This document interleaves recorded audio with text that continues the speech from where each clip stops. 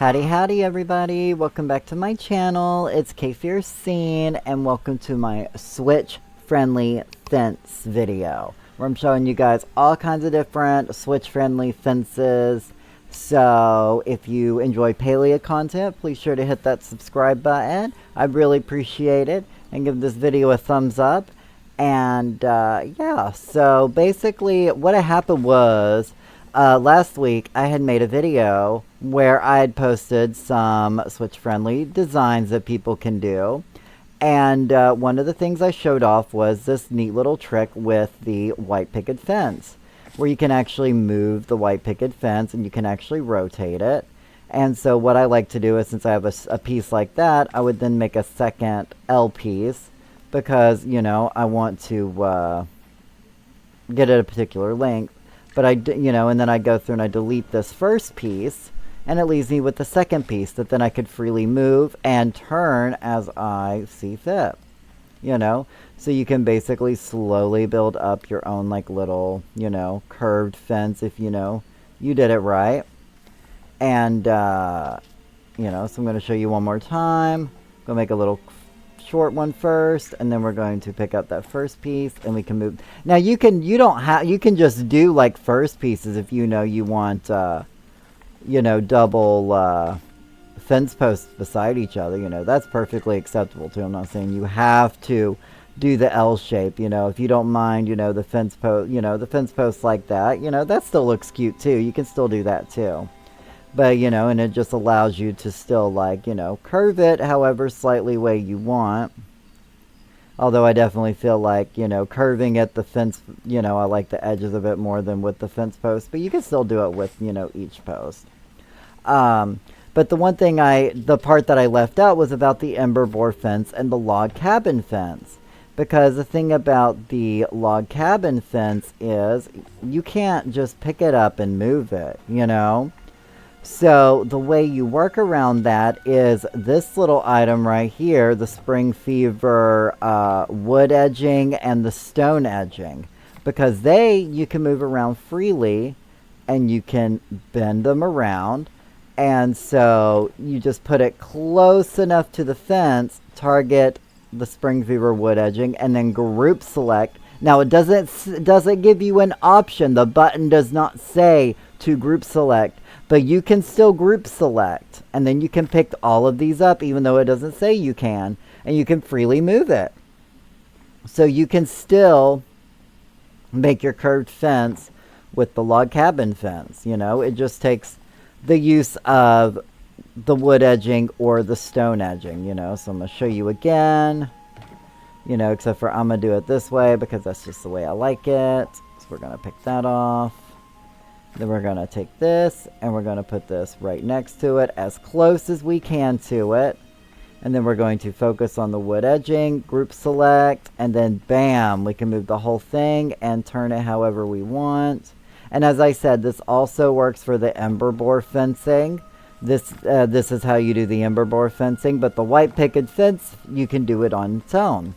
And I had left out this little part and the ember board part. So instead of doing like a little video all of just those, I decided to show off some other type of fencing that I like to do, or that I have seen other of my people on my channel use as well. So this is one I had showed in a really old video, but it's quite simple. It uses a shelf on a wall, and you put a pole on top, and then you turn the shelf sideways. And then you take another pole, and you can either put it, people, as you can see, I do a 2 option where people put it on top and on bottom, or you can just do one in the middle. And then you just focus the first piece, and then it just picks it up, and you can just put it into place. And then you can have a nice little fence going around. I think it works really well with the stone as well. And as I said, you can do 2, you can do 3, although I don't think 3 looks as good, but that's just my own personal opinion. Now for this next one, I like to use the metal poles for it, the iron pillars, and as you can see what it looks like. So what I'm going to do is I'm going to put an iron pillar on the shelf, and I'm going to rotate the shelf like we did with the last one. Now, I like to bring my shelf a little bit out on this one because I have to be very particular on the placement of these poles. Because these, you want them to go all the way down to the bottom, and sometimes see how that likes to halfway? No, no, no, no, no, no, no, no.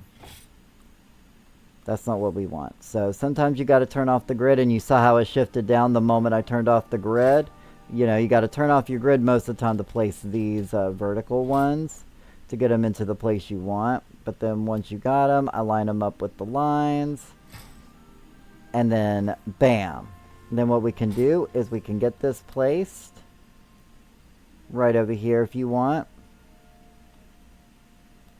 You know, try to get into the right spot.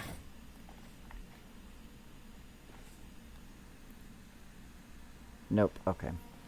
But one spot too forward. You know how it is on the Switch.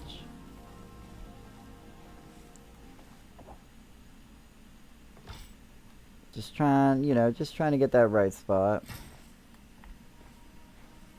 Anyway, you guys get the picture. And then what I'm going to do is I'm going to take my poles, and I'm just going to add some more poles in behind these. You know, to fill it all in. Make sure to turn off that grid because it just makes things a bit easier.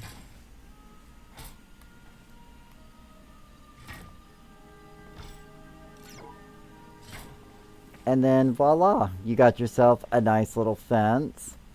Now moving on to the next one. This one is called a log cabin short lamp, and they're just something you craft.